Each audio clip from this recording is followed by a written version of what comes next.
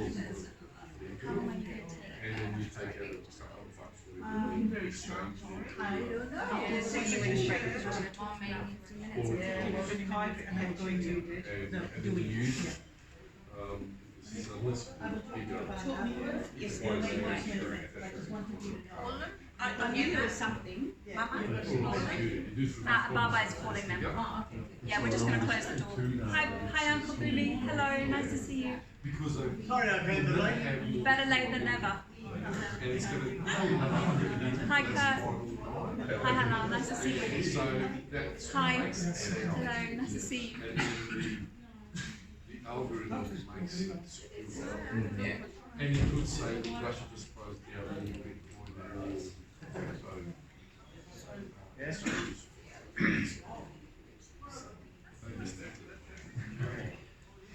Can't do anything with it. I know some people are running around parking cars.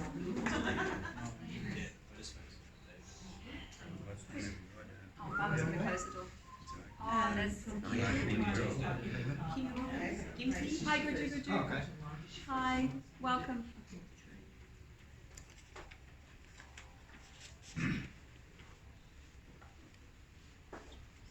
Thank you everyone for coming back.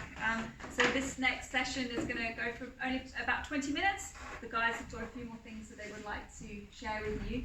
And then we're going to have an experiential session. Yes, please. Yes, so there was a bit of an issue with, we realised there's an issue with people taking away the operating system today. So what the guys are going to do is lend you a, for those of you who have your laptops, lend you a USB so you can try it out here, and then they will be returned. But yes, if you're excited about getting your actual Sovereign operating system, you can place an order with me. I've been doing some, but I'll be here afterwards as well. One last thing I would like to say is that something I didn't realize, which Kydrick explained to me, is that when you have a mobile phone, any mobile phone, when you look at or any laptop, when you read the small print, it actually says in there that the actual physical thing, the phone or the laptop, including everything on it, doesn't belong to me. It doesn't belong to me. It belongs to them. I'm just renting it. And so that means that all my information is technically theirs. All my photos, my videos, everything we put on these things are theirs. So that's what I love about this operating system, is that it all belongs to us. It doesn't belong to anyone else. So I'll let you guys go from here. Yeah. So, welcome back. Thank you. Thank you for coming back so very efficiently. So now at this point in time, I actually am very, very, very pleased to be able to introduce Orin. He's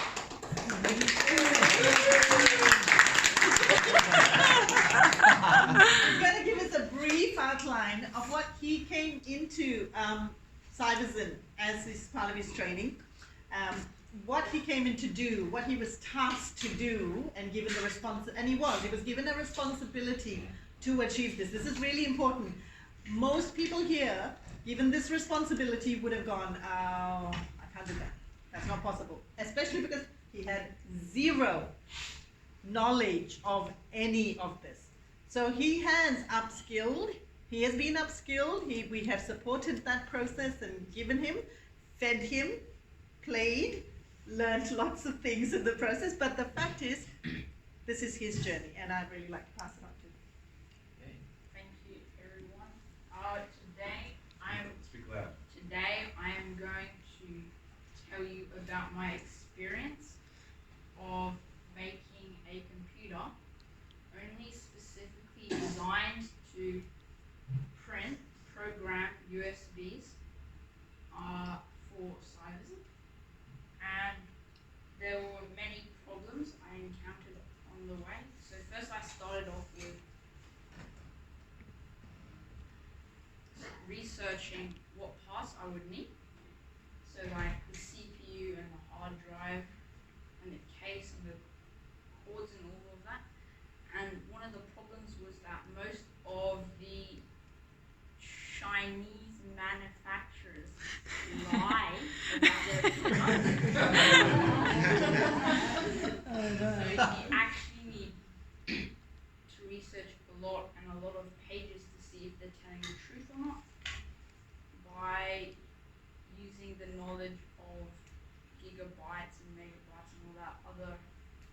sort of stuff.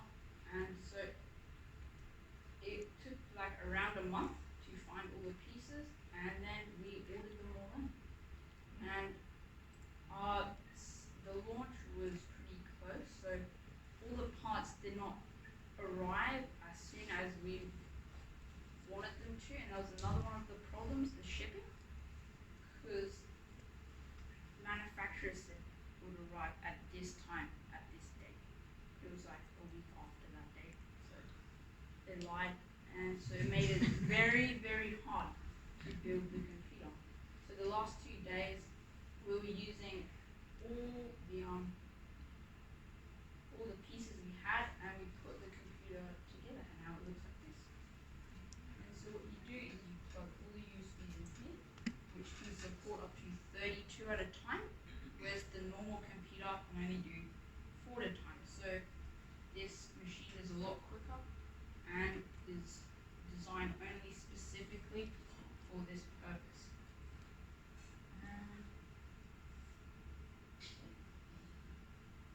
So can I ask a question? Okay. So because this came yesterday, we put it together yesterday, yes? What was the difficulty in getting the last component? Oh, yes. CPU. Yes, thank you. One of the pieces that it's like a small little chip, like that small, and it cost $700. And we bought it, and then we figured out it's it's like super flat, and it's too new to go in the type of motherboard, which is like a board that you can plug everything into. It's a lot newer than the motherboard, and so the motherboard can't actually support its power. And it's also missing a graphics card. So if you plug it all in, it won't actually show up any images. It will just blank out. So it won't look like it had. So the machine actually won't be working today, but as soon as we get a new CPU with a graphics card and whatever, it'll actually work. Prototype, we understand. Gotcha. So to clarify, Arian selected, qualified, designed, and built that. And quality control. Yep. So what we did is supervise.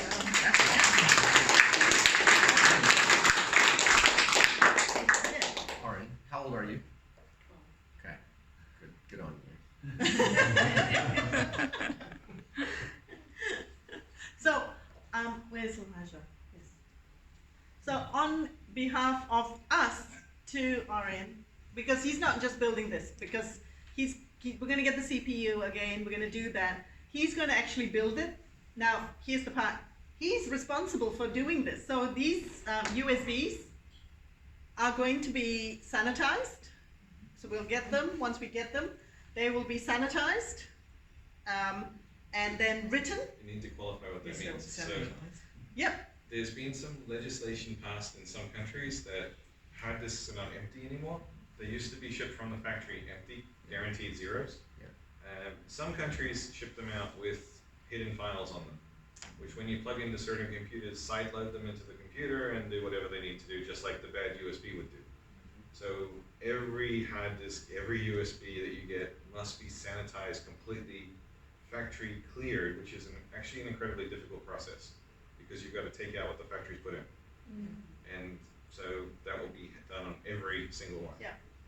So once that machine is built, and we'll probably have to buy the components for another one, but we'll probably build 2 of them, and Orion will do that.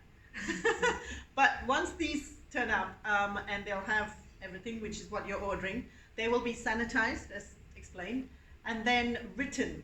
And the individual who's actually going to be responsible for that is Orion, who's going to be doing that.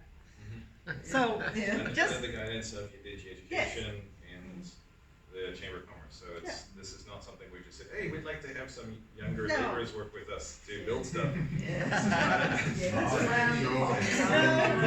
is part of the education program for Yidindji to equip and empower the youth and the nation to be cyber aware. Yep.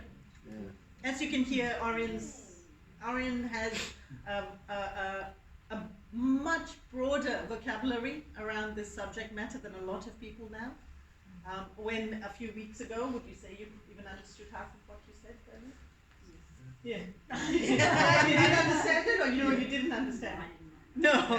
So we have, he understands the ramifications of digital ID as it's being released out in the other realms and what sign is. Yes? Yeah.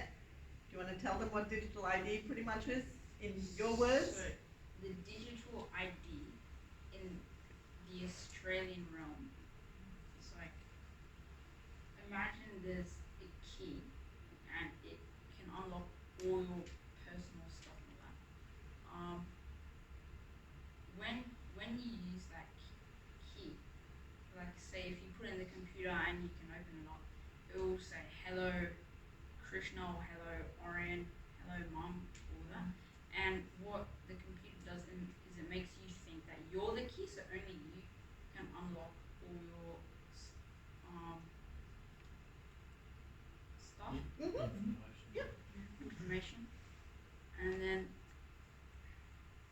but someone else, like a hacker, could take that key and put it into their computer, and it will still say hello Orion or hello Krishna. And so then what really happened is what's really happening is that the computer makes you think that you're the key, but the key is actually named Orion. So anyone can put it in their computer and will go hello Orion or hello Krishna, and it will just open up all your stuff. And just so an Australian digital ID is pretty easily hacked. So what's the difference between the Australian one and the Yidindji one, digital ID? I think the Sovereign one has 3 different components that you can use. There's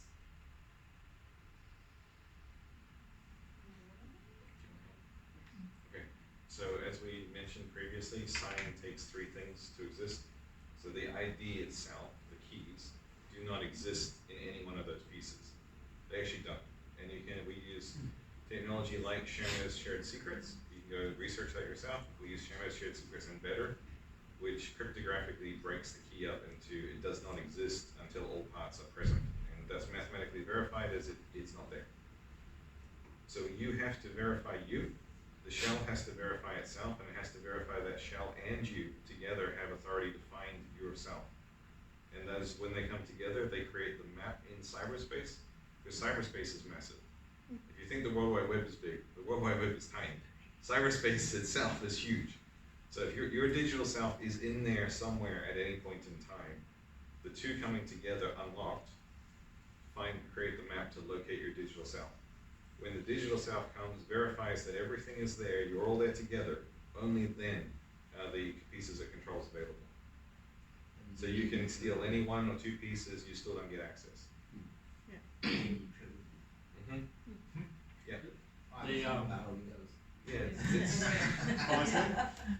The World Wide Web uses a certain transfer protocol, is that right? HTTP? They use WebAuthn. So L33T created a standard, which FIDO2, which is the standard all the high quality governments are using to create digital ID. Australia's decided to do something different. Because that's Australia. Right. The path Australia is taking has been tried 60 times in the past at varying levels and failed. Well, that's good. Gives us hope, doesn't it? But it doesn't change the fact that conversations since 2006, twice a year, have happened with over 500 people every 6 months talking about how W3C should be introducing digital ID and everyone should be using it. So WebAuthn is used by everyone now. Microsoft already has FIDO full integration. Google's fully integrated. You'll start to see GitHub is now fully integrated. Anyone that uses the word passphrase with a little fingerprint on it on their website, that's fully integrated into digital ID capability per the government acceptable international standard. So Sign well beyond that standard. Sign creates an envoy to interface with that world authoritatively. And the one they want is centralised, is that Yes, the way that is correct. It Yes, is so centralized. like AT&T, the big phone company in the US in the last few months, someone got in there and they got everyone's data, you know, that because it's centralised. Whereas with ours, it's called distributed. Some use decentralised, but that's even not good enough. But we can sort of understand that as laymen, decentralised. But Kodrick says it's even better than decentralised. It's distributed, where each party or entity or person is in control of their stuff. You might be able to just elaborate on that a little bit. Kodrick's more of a technical. I'm an end user. Yeah, no, let's go with the end user, because when you talk centralised you would say is your federal government, just for the sake of an ease which everybody will grasp. Your decentralised is your local government. Are they any different? Yeah, because they're in all different places. But are they actually any different? No. No, they're under the same banner. It's just, you just taken a centralised system and you looked at it and then you put a DE in front of it, and then you zoom down and go, no, that's better. It's much better. You can now see the big picture. No, it's actually always been like that. So your local government's your decentralised component as it stands. It's supposed to have been, because it was supposed to be where the local government was supposed to be working for its people, but it's actually under the state government. So it's decentralised. Effectively, what we're suggesting, what we've put forward is the internet is actually a distributed system. However, because of what has occurred over the course of history, it has become a sandboxed distributed system. Might be a sort of better way to go. Well, people have decided Yes. they want that. Yes. To date, people have taken their money and they've given them to large companies to become larger companies, and the large company controls its interest. Yeah. Google is, by its own terms, the world's largest marketing company. And we keep giving the world's largest marketing company money to market to us. So it's in our power to shift the paradigm. We've just got to become aware of it and not fearful of it. And that's Because- where enthusiasts Bingo, and that's where learn, enthusiasts come. the education, you can learn. Like 12-year-old has learnt Yes. just in the last month, so that he can actually explain Yes. often better than someone who's, quite educated, but in the wrong way. Yeah. So to open a bank account, sir, you need to present digital ID. Yep. What will be the difference between presenting Australian digital ID and a Syrian one, or the Yidindji one? Sign, a sign. Sign. So Well- you don't present sign. You don't present Your sign. sign is yours. It's yours alone. Yeah, So but you're the presenting bank on- wants to see your digital ID and So they'll see your envoy. It's, yeah, So sign creates and holds your envoys, maintains an authority on them. So if someone does something to your envoy that is not in the ledger, mhm, then you can prove that's fraudulent, which you can't do with any other digital ID out there. right, So if you opened your bank account and you use your digital ID to interact with it today, and someone else overrode that, because with standard digital ID there's a chain of authority, mhm, you're not the chain, you're not the end of that authority. Someone else has an overriding authority, and they did actions on your behalf. You may disagree with those actions, mm, but you have nothing to because prove they it. may cause you harm, wrong, or something else, or an empty bank account. mhm, But you can't prove that mhm, because the ID said it happened, and Right. you're the ID, right? So you did that. With sign, the envoy maintaining the accurate authoritative record, because we have full authority in using sign, mhm, which no one else has. It says my envoy didn't do these actions. mhm, So you can now take that to a court of competence, like a Yidindji court, and show that you have authority. This action was done fraudulently, and they have to accept that was fraudulent, unless they can prove their technology is superior and unable to access your records. So, behind, 1 second now. The key hasn't been, I guess, tested how it, when you're using it, how it interacts with the features you have on a laptop. Say, visual changes to make the text larger, or captioning, automated captioning, would that still be available when using the key? Because I know that a lot of like Otter AI and things that are used for captioning, it's tracked by the company and by the app. Mhm. So would that interact badly with the key since it's like a private thing? So Leet doesn't have artificial assistant capability because the USB itself doesn't have the speed of power that a physical hard disk has. They just don't work at the same speed. Quell does have artificial assistant capability. So there are various options for offline equivalents to Otter, offline speech to text, text to speech. Even ChatGPT has a direct offline, completely private equivalent available today, which requires a very powerful graphics card, but it is possible to do that. So Quell will enable that capability. We just technologically can't do it in Leap. So Quell So will, coming soon. yeah, Quell will actually have, we're not encouraging anybody to go out there and use, look, you know what, I'm bluntly say this, not encouraging anybody to go out there and use artificial assistance right now. But what we're saying is that Quell will have artificial assistant capability, but it will also come with an offline artificial assistant. So this is very critical. Basically means you can download all your data, put it in, it will be locked to being offline, because we want you to be able to have that capability of being able to have an artificial assistant, but when we also want to protect the end user to being interrupted in the process and spied on in what you're creating. So, yeah, hope that makes sense. Yeah. So with our digital currency, can we use our digital currency to interact with other nations? That would be a question for the Minister of Foreign Affairs and Trade. Not at this stage. But with this technology and nodes, it bridges the gap, the digital divide. For example, everyone without a computer around the world could use now, if their government saw it fit, having public internet cafes where citizens could go in, use their Jubu to vote, to fill out their obligations for government, taxes, Centrelink, whatever it may be, and everyone is brought up to a level where that digital compliance, which is a value or a standard that the UN has aspired to by 2030, it's here now.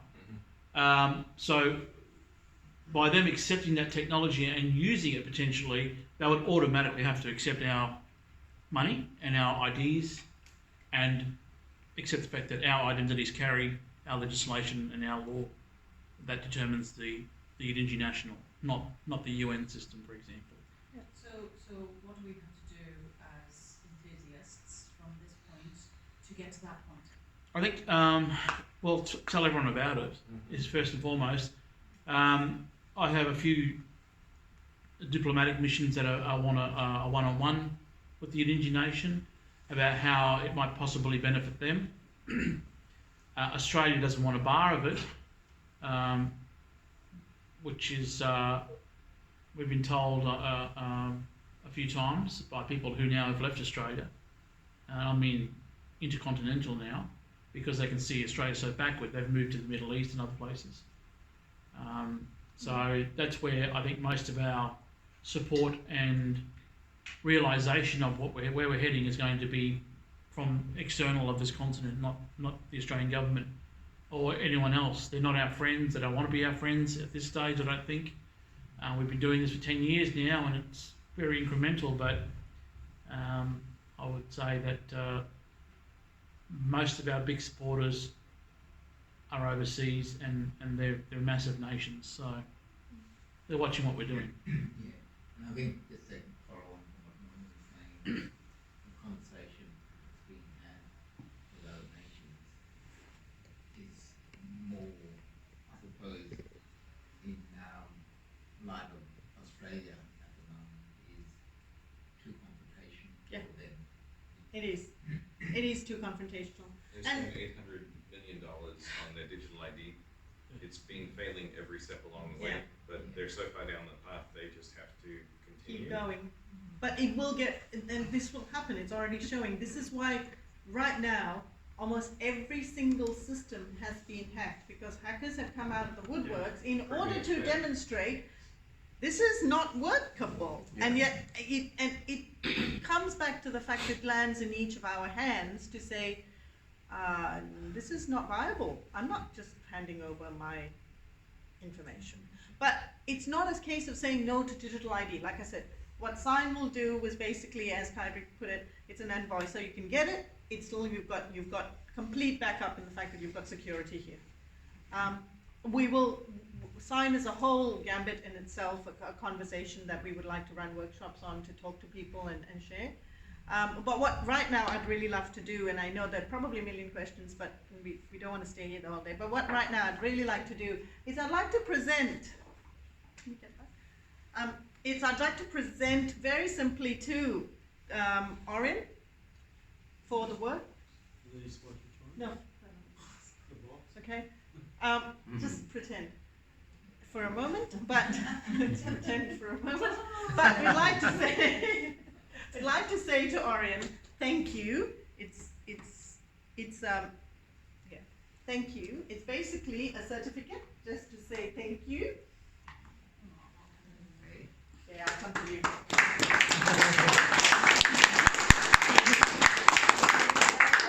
You want to read it out loud? Oh, thanks, sorry. So it's basically from us saying this is to certify that Orion has been a huge benefit to Cyberzin and its launch. And since beginning as a trainee, Orion has learned how to research specialized hardware, successfully applied basic coding in JavaScript, built and rebuilt our first of its kind transportable manufacturing facility, which it is, by the way, which he is now getting ready for an upgrade literally after a matter of days of completion, one day. As such, as a team, we at Cyberzin we purchased a Cyberzin computer for you.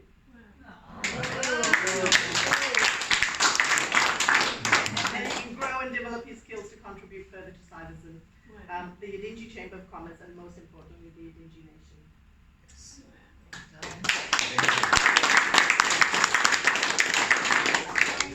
Yes, we signed, we autographed it.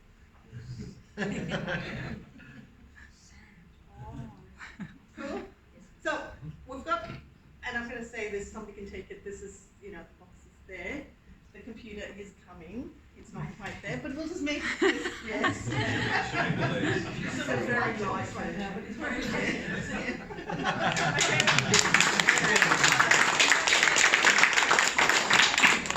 All right, so take a breather, step up, stand up, stretch, and then we're going to actually hand over to Riley, who's going to do a bit more interactive and experiential process. So you've brought a laptop with you. Bring it out. Bring it out. Yeah, bring it out. If you don't have a laptop, let me know, and I've got one spare. I've got one spare out here, and Patrick, can you hook yours up here? Why? Mine's got all the this, that's the one. All the what? It's got all the dead bugs still turned on. Oh, Does it work, no, not working? you can't. Next one. Nothing works with that. Yes, so Mac is an issue because Mac doesn't let anything work with Mac. It has nothing to do with us. Don't turn your computer on no matter what. Turn it off, leave it off. Don't turn it on yet, because you'll see why. But like I said, get up, and if you don't, maybe sit next to somebody who has a computer, and I'll bring my other computer out.